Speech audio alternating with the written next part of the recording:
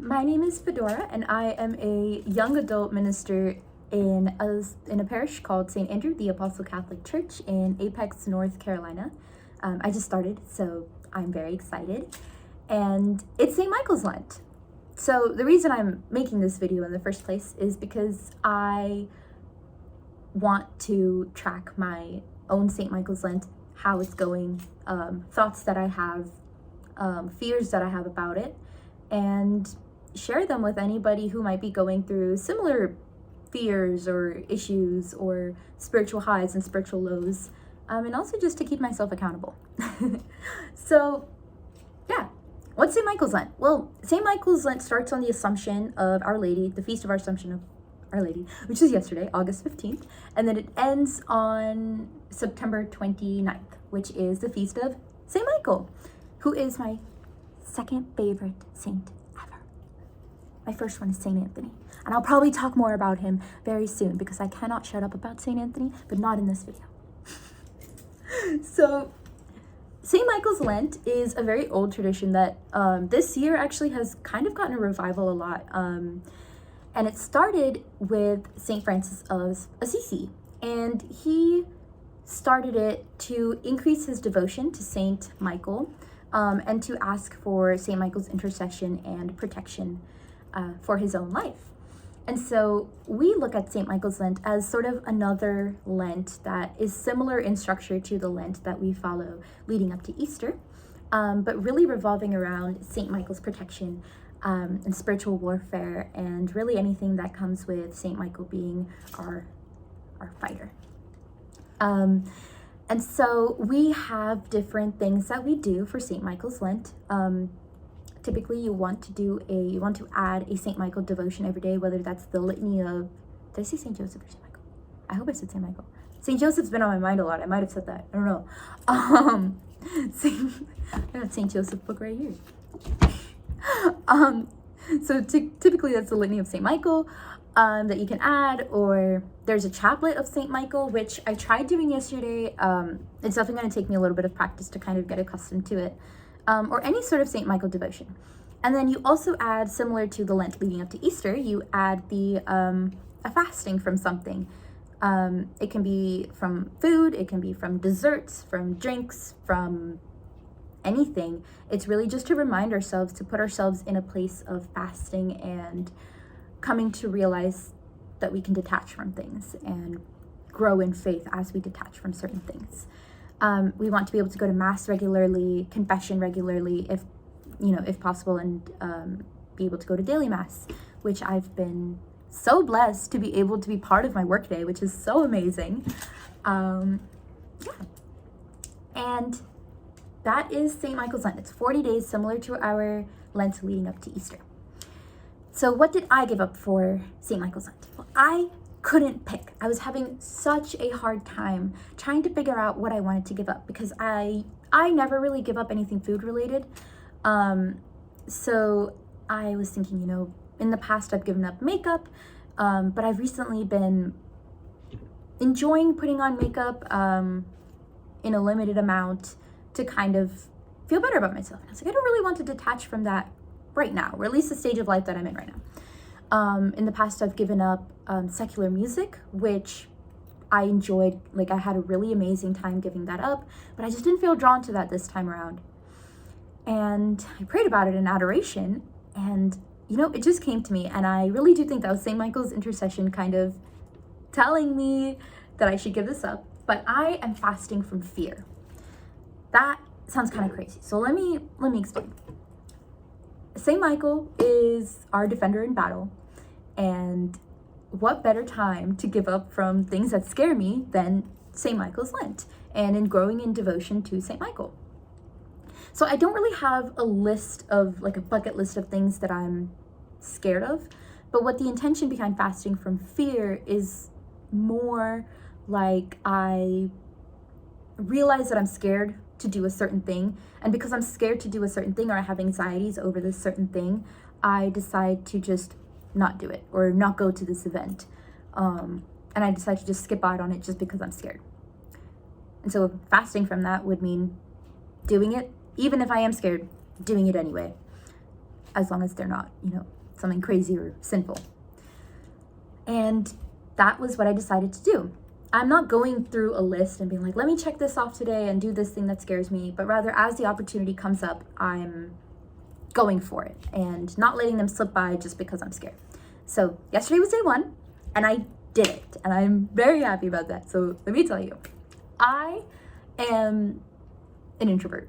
I'm very awkward when it comes to meeting new people, and I have a very hard time with that. When I meet new people, I'm so bad at small talk, and I feel so out of place, and I don't know how to initiate a conversation that's not super, I don't know. I'm not good at small talk. And so yesterday, I really wanted to go to one of our campus ministries that are around this area and help out this group of people that were giving out food and snacks to the homeless. I really wanted to go, and I got really scared because the people that I would be doing that with are so funny, they're so kind, they're so amazing, they're so extroverted.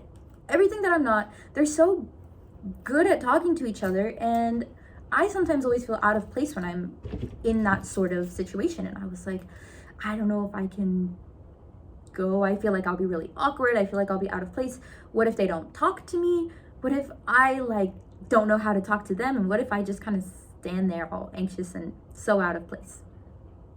But I went anyway, and it went great. I had amazing conversations, and I realized that I don't necessarily have to be great at small talk to be able to have a conversation with these people. I'm someone that genuinely has better conversations when I bring up, a certain topic that's very meaningful and fleshing it out. And I did that, and they seemed to like me, which, yes.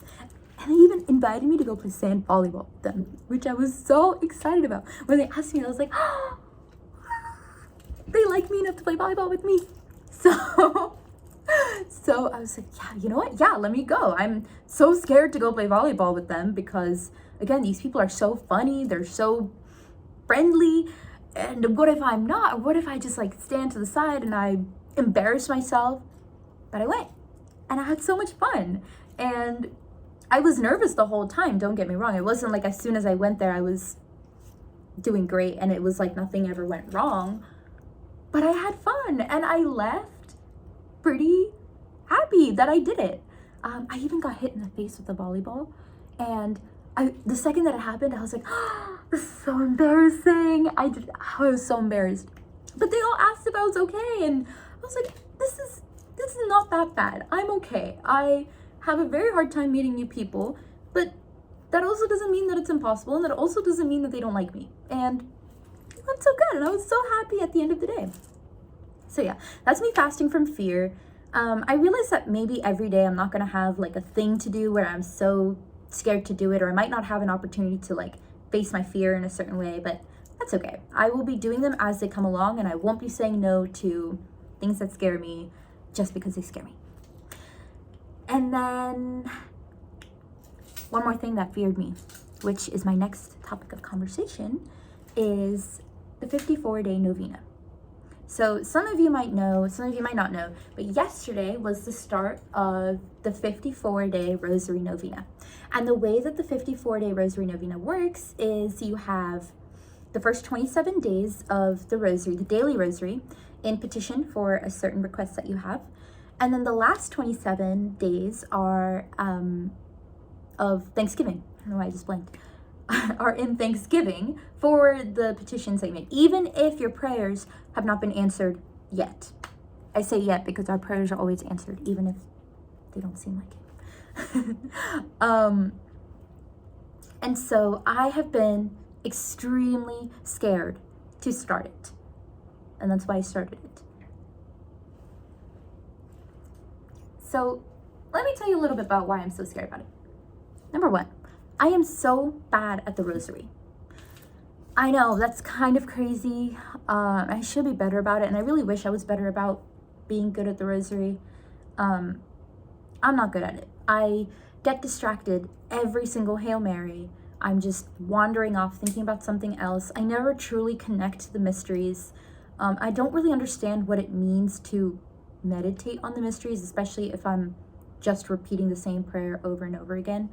I know the fruits that come out of it, and I've seen the Rosary do wonders in people's lives, and I want to grow in devotion to Mary through the Rosary for sure. I just need to be better about it.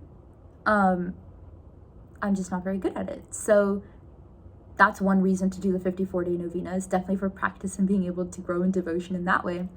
But another reason, and the big reason why the 54-day novena really scared me, was because I'm in a place in my life right now where I have so many uncertainties. I just graduated from college, starting a job that I never thought I would do, which I will talk more about one day. Not knowing, my friends all going into different directions, moving out, some of my friends being married, some of my friends being engaged. It's a very uncertain time in my life where I don't really understand what's going on. Things are rapidly changing every single day. And I have things that I deeply, deeply desire and deeply, deeply want. And I want them so bad. And you would think that makes it easy to come up with a list of things to pray for the 54-day Rosary Novena. But it makes it harder, for me at least, because I know these things that I want so deeply in my life that I'm almost scared to pray for them, because I know that God works in mysterious ways. And I also know that God doesn't always answer our prayers the way that we expect or the way that we want. But the thing is, I want these things in my life so bad that I'd be pretty bummed out if they don't happen in the way that I want. And so I've been kind of scared to pray the 54-day novena, because I'm scared that I'm going to be spending almost 2 months really attaching myself to a certain desire that I have and thinking about it every single day, because I'll be praying the Rosary every single day.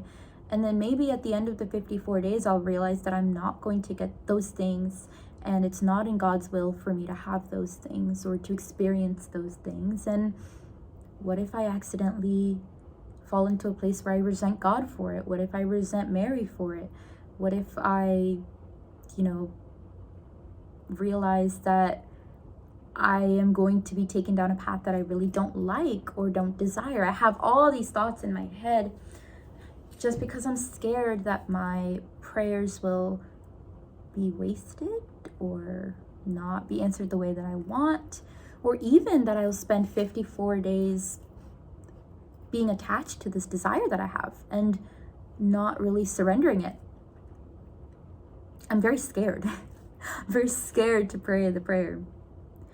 But I think that's the reason, especially during St. Michael's Night, for me to commit to the prayer and do it scared. I realize that we're always going to have doubts about things. We're always going to have things that we truly, truly want in our lives, but we're going to doubt them. And we're going to be so scared to do them that we completely just run away from them. And this being one of them. And sometimes you just have to do it scared.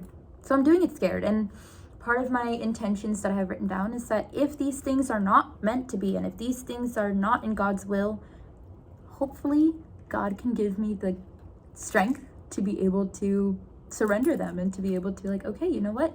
There might be better out there for me. There might be a better experience out there for me. There might be a better lifestyle out there for me that I haven't even considered. But having the strength to surrender that is something I do not have right now. And hopefully I will gain it through my 54-day Rosary Novena.